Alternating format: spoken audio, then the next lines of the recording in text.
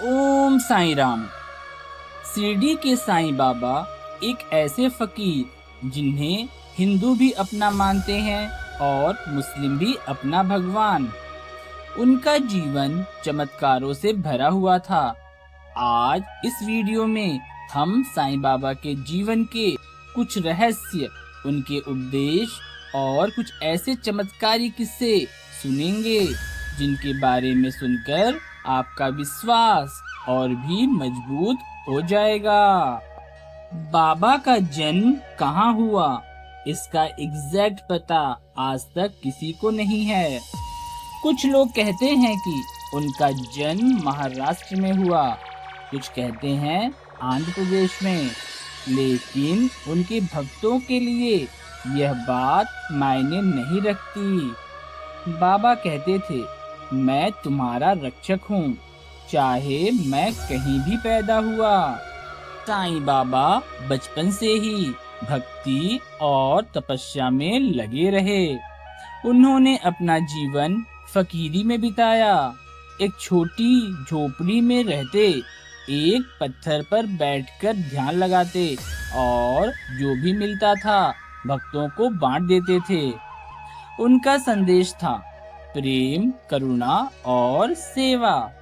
उन्होंने कभी जाति, धर्म या पैसा नहीं देखा। उनके लिए हर इंसान एक समान था। बाबा के दो प्रमुख उपदेश थे, श्रद्धा और सबूरी। श्रद्धा मतलब विश्वास भगवान पर और अपने कर्म पर, और सबूरी मतलब धैर्य, सही समय आने तक इंतजार करना। बाबा कहते थे, जो मेरा नाम लेगा मैं उसके साथ रहूंगा, जो मुझसे मदद मांगेगा उसकी रक्षा मैं खुद करूंगा। उन्होंने हिंदू और मुस्लिम भक्तों को एक साथ बैठकर भजन करना सिखाया। उन्होंने कहा, ना मैं मंदिर का हूँ ना मस्जिद का, मैं तो हर जगह हूँ जहाँ प्रेम और भक्ति है। आइए अब हम बात करते हैं साईं बाबा के द्वारा किए गए चमत्कारों की। साईं बाबा ने दिए को पानी से जलाया था। इसकी कहानी कुछ इस प्रकार है। एक दिन शिरडी के लोगों ने बाबा से कहा कि उनके पास तेल खत्म हो गया है। बाबा ने कहा, पानी लेकर आओ। सब हैरान हो गए, पानी से दिया कैसे जल सकता है? लेकिन बाबा ने अपना हाथ उस पानी पर रखा और दिया जलाया, और लोगों ने देखा दिया तेल की तरह जल रहा है। सबको समझ आ गया कि यह उनकी शक्ति नहीं बल्कि उनका भगवान पर विश्वास था। दूसरी चमत्कारी कहानी जिसमें उन्होंने अपने भक्त के घर अनाज भरा। एक भक्त के घर में अनाज खत्म हो गया था। उसने बाबा से प्रार्थना की। बाबा ने कहा, घर जाओ, तुम्हारा भंडार भरा मिलेगा। और सच में उसके घर का भंडार धन धान्य से भर गया।